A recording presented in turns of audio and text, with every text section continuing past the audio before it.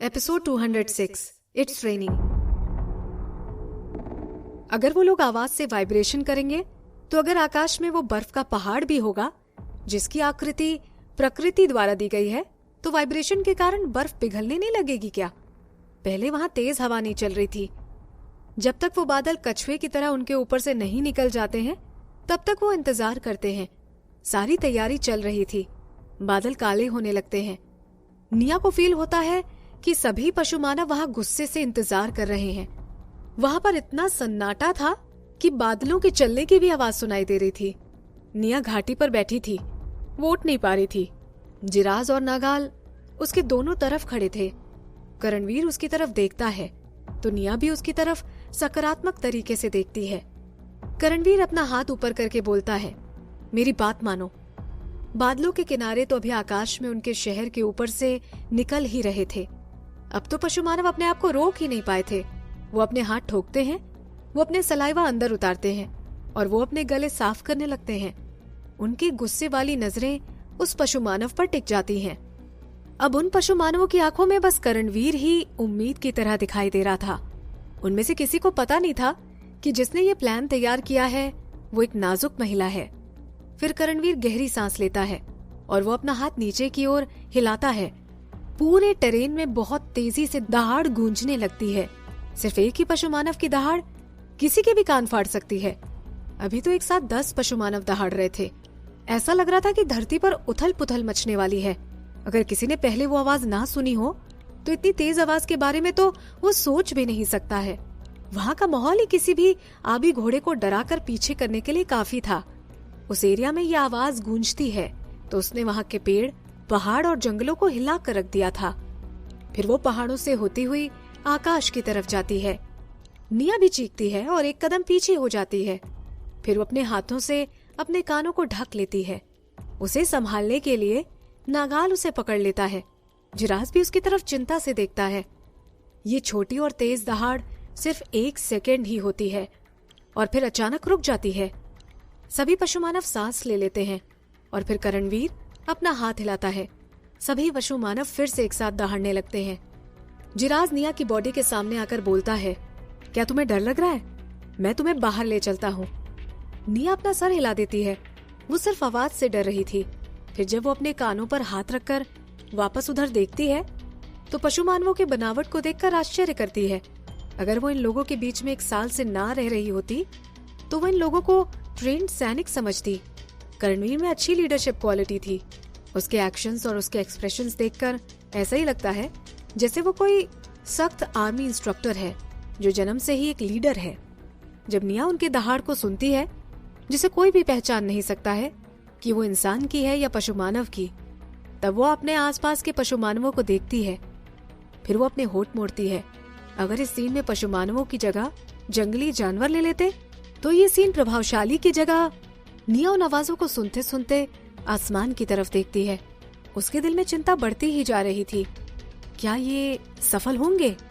ये आइडिया काम करेगा, है ना? इसके ना काम करने का तो कोई कारण ही नहीं है। लेकिन ये सब थ्योरीज हैं जिन्हें अभी तक किसी ने आजमाया नहीं है।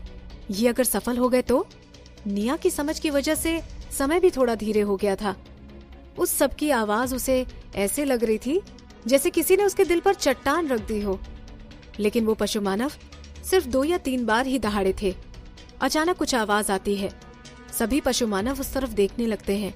उसमें नागाल, निया और जिराज भी शामिल थे।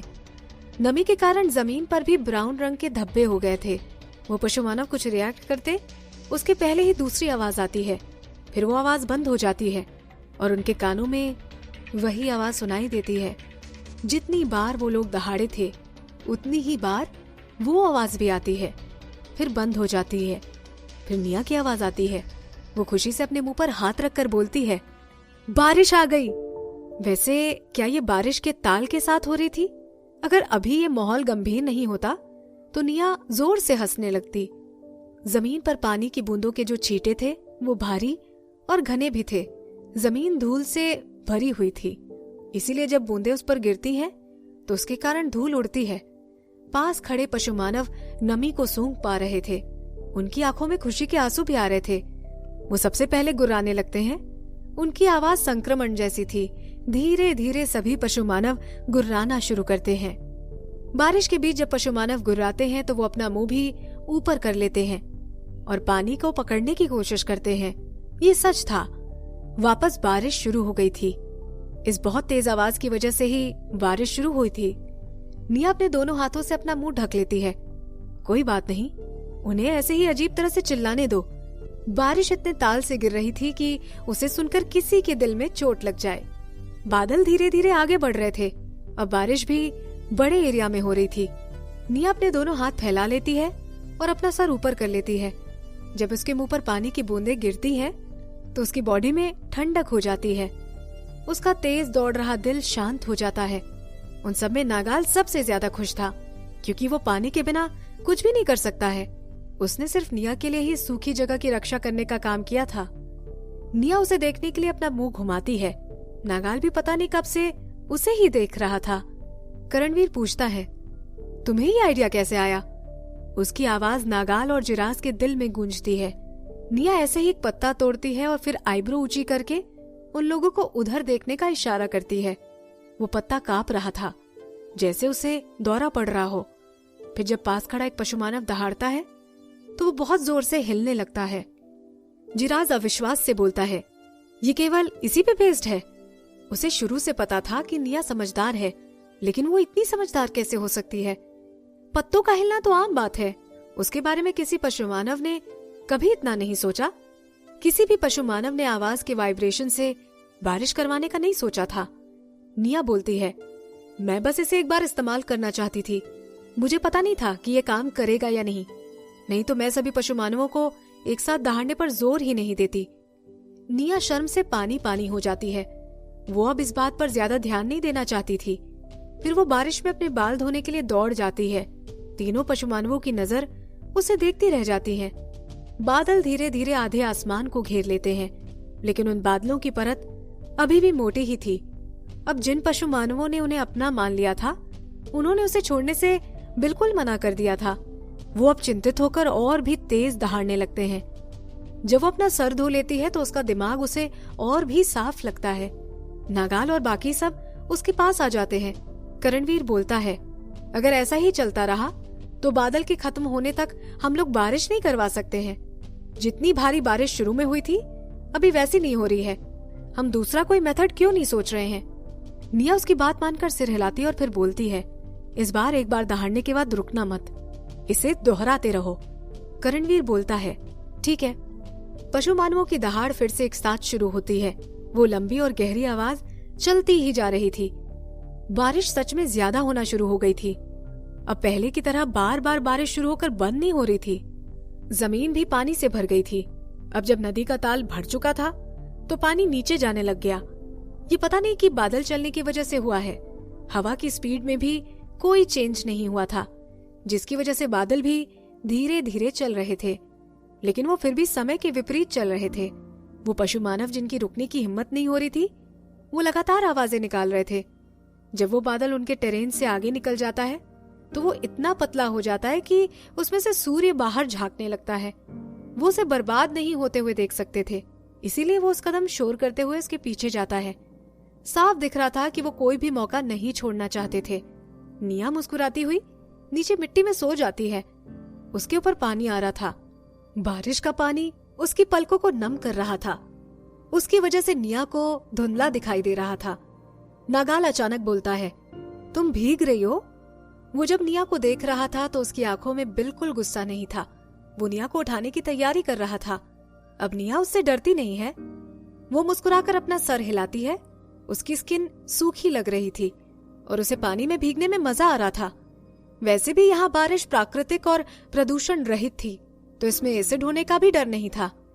निया जिस तरह से नागाल के साथ व्यवहार करती है, वो देखकर जिरास को जलन होती है। वो तुरंत बोलता है, यहाँ बारिश कभी कभार ही होती है, आज उसे थोड़ा ज्यादा खेलने दो। नागाल और कुछ नहीं बोलता है। जब तक चंद्रमा आकर ऊंचाई पर नहीं पहुंच जाता है, तब तक वो पशु मानव दहाड़ते ही रहे थे। रात में तीनों अलग रंगों के चंद्रमा साफ दिखाई दे रहे थे। उन पशु मानवों का काम तो अभी नहीं हुआ था, लेकिन वो बादल आगे निकल गए थे। अब उनके वापस आने का भी रास्ता नहीं था। चाहे वो कितना अभी चिल्लाएं, लेकिन अब वो बादल नहीं आने वाले हैं। एक पशु मानव दहाड़ते हुए बोलता है, मैं एक और दिन तक दहाड़ते रहना चाहता हूँ। दूसरा बोलता है, इससे बहुत अच्छा लग रहा है। ये वो बारिश थी जो पशु मानवों ने अपने लिए बुलाई थी और वो अभी अपने आप पर ज्यादा गर्व कर रहे थे। बजाय उसके कि वो किसी और के सामने हाथ फैलाते, उनके बच्चे और पत्नियां उन्हें हीरो मान रहे होंगे। अब उनके साथी भी उन्हें और ज्यादा प्यार देंगे। इस समय सभी पशु मानव यही सोच रहे थे। आधे दिन और आधी रात तक बारिश में रहने पर निया को सर्दी हो ही जाती है। इसमें कोई आश्चर्य की बात नहीं थी। नागाल और जिराज उसे जल्दी से घर पर ले आते हैं। वापस जाते समय वो लोग एक झरने को पार करते हैं। बारिश की वजह से वो झरना फिर शुरू हो गया था। सभी तरह के जानवर लेक के पास घूम रहे थे और वहां पर भरा मिट्टी वाला पानी पी रहे थे। वो आपस में फूड चेन से बंधे होने के बावजूद भी झगड़ा नहीं कर रहे थे। जब वो तीनों घर पहुंच जाते हैं तो नागाल निया को नेस्ट में सुला देता है और फिर उसके कपड़े निकालकर उसे ब्लैंकेट में लपेट देता है। नागाल गुस्से से बोलता है, अगर तुम्हारी तबीयत ठीक नहीं लग रही है तो पहले क्यों नहीं बताया? फिर जब वो उसकी हालत देखता है तो उसे ज्यादा डराने का मन नहीं होता है। निया उस ब्लैंकेट में घुस जाती है। इतने गर्म मौसम में भी इतनी मोटी कंबल ओढ़ने के बाद भी उसे गर्मी नहीं मिल रही थी। उसे कुछ ज्यादा ही सर्दी हो गई थी। निया बोलती है, मैं काफी समय से पानी में नहीं गई थी, इसीलिए मेरा मन थोड़ी और देर तक पानी में रहने को हो रहा था। क्या तुम्हें भी यही करने का मन नहीं हो रहा था? फिर निया इल्ली की तरह रेंगते हुए नागाल के पास जाती है। क्या ये आरामदायक है? नागाल की सांसें रुक जाती हैं। उसके एक्सप्रेशन हमेशा की तरह गुस्से वाले हो जाते हैं। उसकी ज्यादा पीली हो गई स्किन उसके चेहरे पर लालिमा साफ दिखा रही थी। क्या तुम अगली बार कब्ज को जन्म नहीं देना चाहती हो? निया उसे अपनी चौड़ी आंखों से घूरने लगती है। वो बोलती है, मैं बस तुमसे यही बोल रही थी कि तुम बारिश में जाना चाहते हो या नहीं। तुम क्या सोच रहे थे? नागाल निया के विवरण को इग्नोर कर देता है और ऐसा मानता है कि निया शर्मा रही है। फिर वो बोलता है, जिराज किसी काम का नहीं है, वो तुम्हें अभी तक प्रेग्नेंट भी नहीं कर पाया है। तभी जिराज अदरक का सूप लेकर आता है, लेकिन वो रुक जाता है। फिर जब नागाल उस तरफ देखता है तो निया को पता चलता है कि जिराज भी यहीं खड़ा है। निया नागाल की तरफ देखती है और जल्दी से बोलती है, तुमने खाना क्यों बनाया? मुझे बहुत भूख लग रही है, जल्दी से लेकर आओ। जिराज बोलता है, मैंने छोटे पंख वाले पक्षी को बॉयल किया है, उसमें थोड़ा समय लगेगा, तब तक तुम ये पीली जड़ का सूप खत्म करो। फिर वो नागाल की तरफ देखकर बोलता है, तुम आग पर ध्यान रखना, मैं कुबड़ घाटी जाकर डॉक्टर को लेकर आता हूँ। निया मुस्कुराकर बोलती है, कोई जरूरत नहीं है। निया के पीले चेहरे पर लालिमा आ जाती है। वो आगे बोलती है, मैं थोड़ा सोने के बाद ठीक हो जाऊंगी। लड़कियां उतनी भी नाजुक नहीं होती हैं जितना कि तुम लोग सोचते हो। पहले जब वो बीमार हुई तो नागाल ने उसका साथ दिया था, लेकिन इस बार वो इतना गंभीर नहीं है, इसीलिए वो इतना चिंतित नहीं होता है और जिराज को बोलता है, जाओ और ज्यादा खाना बनाओ। तुमने जो बनाया है वो चांदनी को खाना है। अगर वो कल तक ठीक नहीं हुई तो फिर हम डॉक्टर को बुलाएंगे। क्योंकि नागाल ने ये बोला था तो जिराज चुपचाप किचन में चला जाता है। ऐसे ही पानी बचाते रहना है, लेकिन आज तो जश्न का दिन है। जिराज को पता था कि आज निया को नूडल्स खाने हैं, इसीलिए वो पक्षी के सूप के साथ नूडल्स बना लेता है। बहुत समय से निया ने सूप के साथ नूडल्स नहीं खाए थे। वो देखकर निया की भूख बढ़ जाती है और जब तक उसका पूरा पेट भर नहीं जाता वो चॉपस्टिक को नीचे नहीं रखती है।